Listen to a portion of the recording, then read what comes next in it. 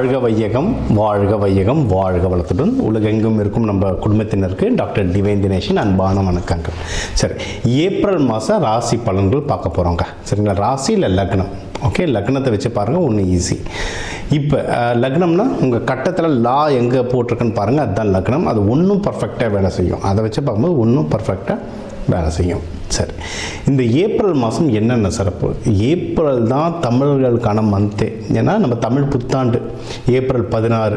நம்மளுக்கு வந்து இந்த சித்திரை அப்படின்றது தான் ஒரு புத்தாண்டாகவே ஆரம்பிக்கிறது. ஸோ ஏப்ரல் புனிதமான மாதம் நம்மளுக்கு ஒன்று. இன்னொன்று சித்ரா பௌர்ணமி வருது, சித்திரகுப்தர். சித்தர்களுடைய நிறைய ஆசீர்வாதம் வாங்கணும்னா சித்ரா பௌர்ணமி.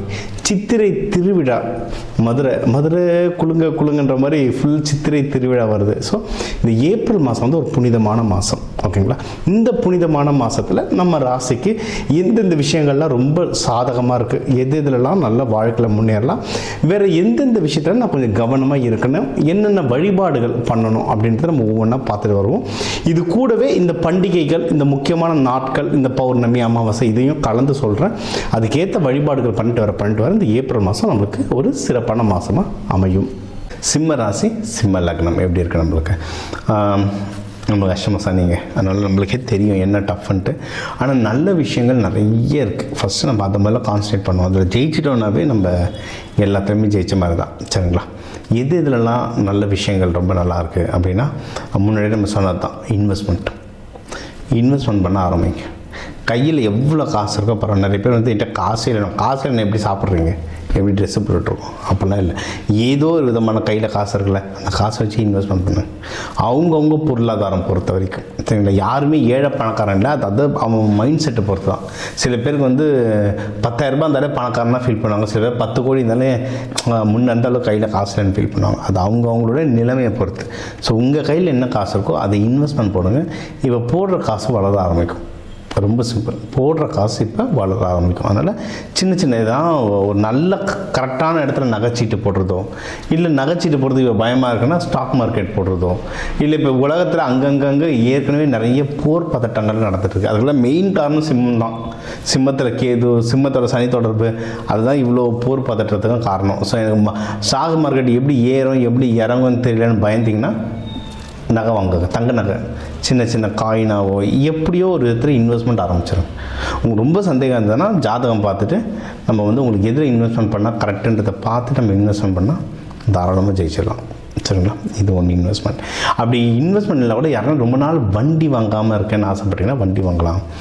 நிலம் வாங்கணும்னு ஆசைப்பட்டிங்கன்னா நிலம் வாங்கலாம். நிலம் வாங்குறதுக்கும் பெஸ்ட்டான டைம் இது. அப்புறம் அம்மா தாய் ஸ்தானத்தில் இருக்கவங்க கிட்ட, இல்லை தந்தை ஸ்தானத்தில் இருக்கவங்க கிட்ட திருப்பி அந்த ரேப்போ பில்டிங் பார்த்து பெஸ்ட்டான டைம். திருப்பி போய் பேசுறதுக்கு, தாய் தகப்பனை வந்து வெளியே எங்கன்னா கூட்டிகிட்டு போகிறதுக்கு, அவங்கள சந்தோஷமாக வச்சுருக்கிறதுக்கு பெஸ்ட்டான டைம். ஏன்னா சிம்மம் வந்து ஜென்ரலாகவே உருன்னு இருப்பாங்க. இவங்ககிட்டையும் யாரும் சீக்கிரம் போக மாட்டாங்க, இவங்களையும் யார்கிட்டையும் சீக்கிரம் போக மாட்டாங்க. அப்பா அம்மா, அதுவும் இந்த 1-1.5 தான் அப்பா அம்மா யாராக இருந்தாலும் பொண்டாட்டி பிள்ளைங்க அப்பா அம்மா எல்லாருக்கிட்டையும் சண்டை போட்டு கடுன்னு இருப்பாங்க. இப்போ வந்து பேச்சப் ஒர்க் பண்ணுற வேலை. இப்போ வந்து நீங்கள் வந்து அப்பா அம்மா கிட்டலாம் போயிட்டு எதனா பேச்சப் ஒர்க் பண்ணணும், திருப்பி பேசணும், கொஞ்சம் எதனா ஒரு சாரி கேட்டு தாஜா பண்ணி வீட்டுக்கு கூப்பிட்டு வரணும், இல்லை எல்லாம் ஒன்றா எப்போ போல் இருக்கணும்னா அந்த பேச்சப் ஒர்க் பண்ணுறதுக்கு இது வந்து பெஸ்ட்டான டைமுங்க. தாராளமாக பண்ணலாம். இதெல்லாம் நம்ம லைஃப்பில் பண்ணி தான் ஆகணும். தாராளமாக பண்ணலாம். இன்னொன்று, யாராவது சிங்கிளாக இருக்கேன், நான் லவ் பண்ணுறதுக்கு நான் தேடிட்டுருக்கேன் அப்படின்னா தாராளமாக இது பண்ணலாம். சில பேர் ஃப்ரெண்ட்ஸே தேடுவாங்க. ரொம்ப ஒரு மாதிரி சிம்மா, அதாவது இந்த 1-1.5 வருஷம் நான் ரொம்ப மாதிரி கடுப்பாகிடும், யார்கிட்ட பேசுறதுன்னு தெரில. ஒரு நல்ல ஃப்ரெண்டு, நிறைய ஆப் இப்போ வந்து நான் ஒரு நல்ல ஆப்பாக சொல்கிறேங்க. நீங்கள் பாட்டு நான் ஆப்னு இப்போ எது சொன்னாலும் பயங்கரமாக போயிடுது. அதனால் ஜென்ரலாக நிறைய ஃப்ரெண்ட்ஸ், நாங்கள் பிஸ்னஸ் சம்மந்தமாக அது ரிலேட்டடாகவே நிறைய ஃப்ரெண்ட்ஸை மீட் பண்ணுறதுக்குலாம் சில ஆப்ஸ் இருக்குது. ப்ராப்பர், ஏன்னா ஆப் பேர் சொல்லக்கூடாது, பட் குட் ஆப்ஸ் இருக்குது. இப்போ நான் இ-காமர்ஸ் பிஸ்னஸ் பண்ணுறேன், இல்லை ஜோதிடர்கள் கூட அந்தளவுக்கு வரல, பட் நான் இ-காமர்ஸ் ஆன்லைன் பிஸ்னஸ் பண்ணுறேன், ட்ரைனிங் கொடுக்குறேன்னா அது சம்மந்தமான பிஸ்னஸ் ஆட்கள் மீட் பண்ணுறதுக்கெல்லாம் சில நெட்வொர்க்ஸ் இருக்குது. அந்த மாதிரி நெட்வொர்க்கிங்கில் போகிறதுக்கு பெஸ்ட்டு அதுவும் நெட்வொர்க்கிங் பிஸ்னஸ் சொல்லுங்க. உங்கள் இப்போ ரியல் எஸ்டேட் இருக்கேன், ரியல் எஸ்டேட் சம்மந்தமான மக்கள்லாம் போய் மீட் பண்ணுறது, அந்த மாதிரி விஷயங்களுக்கு இது ஒரு பெஸ்ட்டான டைம். இது ஒன்று. இன்னொன்று, உங்களுக்கு வந்து ஏதாவது ஹெல்த் ரிலேட்டடாக இஷ்யூஸ் இருந்தால் அதெல்லாம் ரெடியூஸ் பண்ணுறதுக்கு சூப்பரான டைம். Health issues. ஏன்னா சிம்மம்லாம் வந்து அது இந்த 1-1.5 வருஷத்தில் ஹெல்த் ரொம்ப ஸ்பாயில் ஆகிருக்கும். சிம்மம்லாம் வந்து அந்த காலப்புருஷ தத்துவத்துக்கு அதெல்லாம் வந்து இருதயம்னு சொல்லுவாங்க. ஹார்ட்டை நல்லா பார்த்துட்டேன்னா ரொம்ப டென்ஷன் ஆவாங்க, ரொம்ப கோபப்படுவாங்க. அவங்களுக்கு வந்து இந்த சூரிய நாடி சந்திர நாடிலாம் இருக்கும், அவங்களுக்கு சூரிய நாடிலாம் பயங்கரமாக வேலை செய்யும். சூரிய நாடி ரொம்ப பயங்கரமாக வேலை செய்யும். நீங்கள் எப்படின்னா இந்த கருப்பு சாமிக்கு பூஜை பண்ணுறவங்க, குறி சொல்கிறவங்க, அவங்கெல்லாம் பாருங்கள், அவங்க சும்மா அவங்க நம்ம மூக்கில் கை வச்சு பார்க்க முடியாது. ஆனால் அவங்களுடைய மூச்சு விடுற போது ரைட் சைடுன்னு பாருங்கள், உஷ்ணம் பயங்கரமாக இருக்கும்.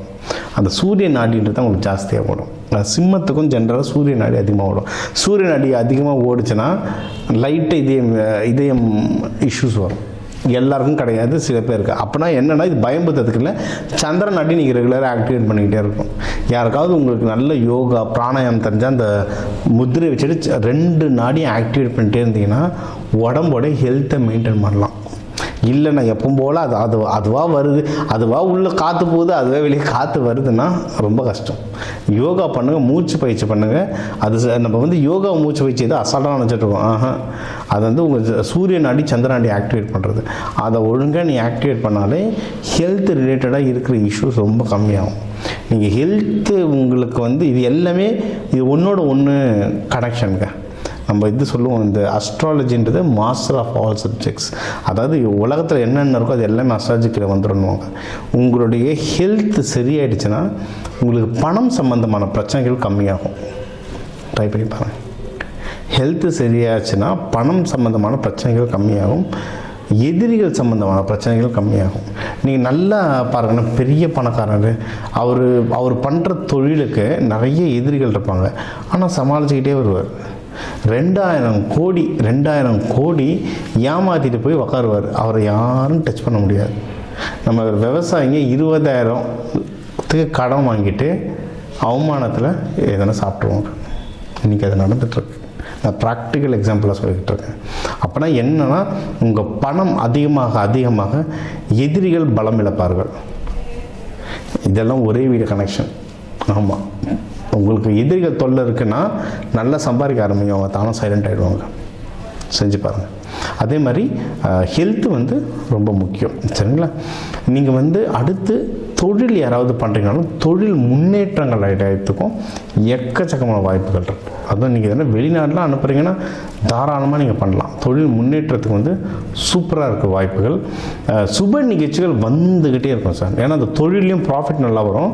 நம்ம சொன்ன மாதிரி சுப நிகழ்ச்சிகள், யாராவது இந்த மகப்பேருக்கெல்லாம் ட்ரை பண்ணுறீங்கன்னா தாராளமாக ட்ரை பண்ணலாம். மகப்பேருக்கு நிறைய வாய்ப்புகள் இருக்குது. தொழில் முன்னேறதுக்கு வாய்ப்புகள் இருக்குது. ஆஃபீஸில் ப்ரமோஷன், ஏன்னா கொஞ்ச நாள் நம்மளை வந்து ஆஃபீஸ்லலாம் கண்டுக்கவே ஒரு பொருட்டாகவே கண்டுக்க மாட்டாங்க. ஏன்னா சிம்மத்தை வந்து தூக்கி வச்சு பார்ப்பாங்க, லைக் இவங்கிட்டலாம் போகக்கூடாதுன்ட்டு. இன்றைக்கி எல்லாருமே அந்த பயம் விட்டுட்ருக்கோம். அதெல்லாம் திரும்பி வரும். அந்த பழைய கெத்து, அந்த பழைய பவர், அதெல்லாம் திரும்பி வரும். ஸோ நியூஸஸ், நல்ல நியூஸ் எக்கச்சக்கமாக வரும். எதில் வந்து நீங்கள் ஜாகிரதையாக இருக்கணும்னா, திருமணம் யாராவது புதுசாக பொண்ணு மாப்பிள்ளெல்லாம் பார்க்க போகிறீங்க அப்படின்னா கரெக்டான வீடாக கரெக்டான மக்களை பார்க்குறோமான்றதை விசாரித்து அதுக்கப்புறம் போன்றது ரொம்ப நல்லது. நீங்கள் யாரை கூட கூட்டிகிட்டு போகிறீங்க, இப்போ மாமா முறையில் கண்டிப்பாக யாருனா வருவாங்க, மாமா சித்தப்பாங்க இவங்களாம் வருவாங்க, இல்லை ஊர் பெரியவங்கன்னு யாருனா வருவாங்க. யாரை கூட்டிகிட்டு போகிறோன்றதை பத்திரமா பார்த்தோம். ஏன்னா எனக்கு தெரிஞ்சவங்க கல்யாணத்துலலாம் பொண்ணு வீடு மாப்பிள்ளை வீடு ரொம்ப அமைதியாக இருந்தாங்க. ஊர் தலைவர்கள்னு சில பேர் உள்ளே வந்து உக்காந்துட்டு அவங்க பண்ண பஞ்சாயத்து தான் பெருசாகிடுச்சு. கல்யாணத்தை பெரிய பிரச்சனையானது.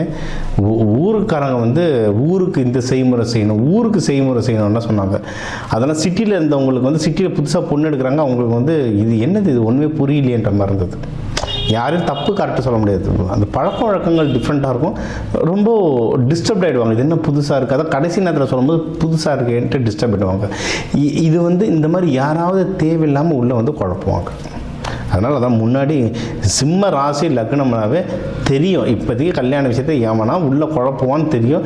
யார் என்னென்னு முன்னாடி யோசித்து பிளான் பண்ணிட்டீங்கன்னா ஜெயிச்சிடலாம், பிரச்சனை இல்லாமல் வந்துடலாம். சரி, யாரையும் தப்பு சொல்ல முடியாது. நம்ம ஜாதகம் நிலமை அப்படி இருக்குது, அதனால செக் பண்ணிக்கிட்டிங்கன்னா தப்பிச்சிடலாம். ஹஸ்பண்ட் ஒய்ஃப்குள்ளே ஏற்கனவே ஏதாவது இஷ்யூஸ் இருக்குது, அதான் சிம்மன்னாவே கொஞ்சம் உருன்னு இருப்பாங்க சும்மாவே. அது இப்போ இருக்கிற நிலைமைக்கு அவங்களோட 7ஆம் வீட்டில் ராகு இருக்குது, சனி பகவான் இருக்குது, இவங்களில் வந்து கேது இருக்குது, சனி பகவானுடைய தாக்கம் இருக்குன்னா ரொம்ப கஷ்டம். அதனால் சுக்கிரன் நல்லா ஆக்டிவேட் பண்ணுங்க. நம்ம இந்த சுக்கிரன் ஆக்டிவேஷனுக்கு கிளாஸே நடத்துவோம். ஒரு கிரகத்தை வந்து பல விதமாக ஆக்டிவேட் பண்ணலாம். மெட்டல் மூலயமா, கலர் மூலயமா, விதைகள், சீட்ஸ், தானியங்கள் மூலயமா, இதெல்லாம் நிறைய இது வேணால் நம்ம அதுக்கெல்லாம் நிறைய கிளாஸஸ் எடுப்போம். புதுசாக கல்யாணம் ஆகிறவங்களுக்கும் அது நல்லது. ஜென்ரலாகவே சுக்கிரன் நல்லா இருந்துச்சுன்னா எல்லாருக்குமே இந்த கிரகஸ்தன்னு சொல்லுவாங்க, இந்த ஃபேமிலி லைஃப்ன்றது ரொம்ப நல்லா சூப்பராக ஒர்க் ஆகும். ஸோ நீங்கள் வந்து தாராளமாக அது பண்ணலாம். ஓகே, இதுக்கு வந்து நீங்கள் வழிபட வேண்டிய தெய்வங்கள் அப்படின்னு பார்த்தா லக்ஷ்மி நரசிம்மர், லக்ஷ்மி தாயாரோட லக்ஷ்மி நரசிம்மர் வழிபாடு ரொம்ப சூப்பராக ஒர்க் ஆகும். சிவன் வந்து அம்பாலோடு வழிபடுங்க. ஞாயிற்றுக்கிழமை ராகு காலத்தில் போய் வழிபடுங்க. அன்னதானம் கொடுங்க. பிரிஞ்சு சாதம் அந்த மாதிரி கிராண்டான அன்னதானமாக கொடுத்துட்டு வர ஏப்ரல் மாதம் ஒரு சிறப்பான மாதமாக அமையும். இப்போ உங்கள் ராசிக்கு வந்து எல்லா முக்கியமான விஷயங்கள் பார்த்தோம்.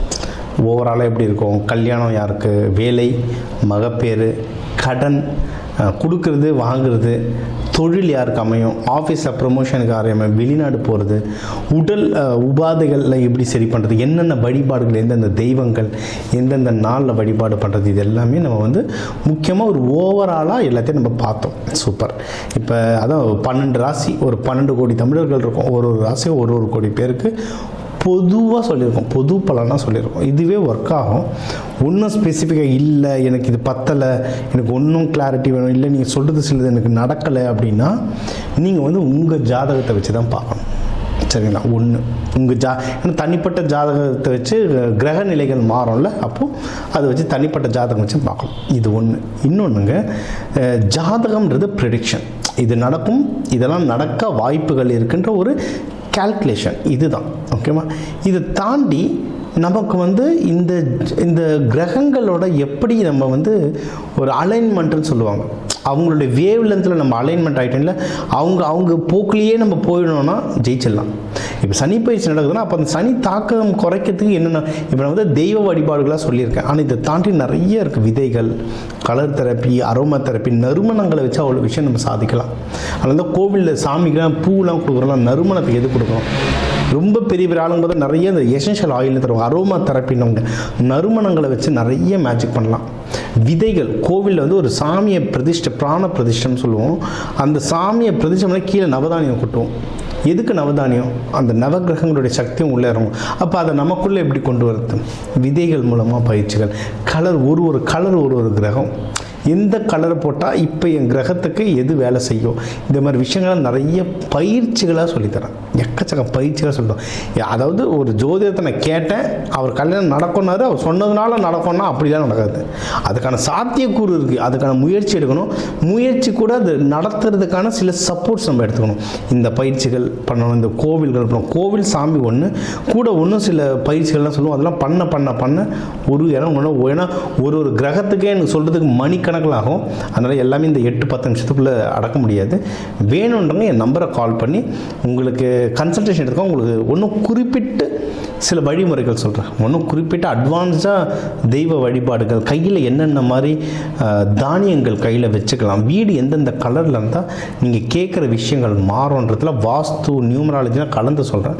இதெல்லாம் நீங்கள் செஞ்சுட்டு வர இந்த ஜோதிடம், இது வந்து இந்த ஆன்மீகத்துக்குரிய கொஞ்சம் அறிவியலையும் கலந்துட்டு வர உங்கள் முயற்சிகள் சேர நீங்கள் கேட்குற எல்லா விஷயமும் எல்லாமே இந்த ஏப்ரல் புத்தாண்டில் அந்த சிவபெருமான பார்வதியை நடத்தி வைக்க டாக்டர் டிவைன் தினேஷன் அன்பான வணக்கங்கள். வாழ்க வளத்துடன்.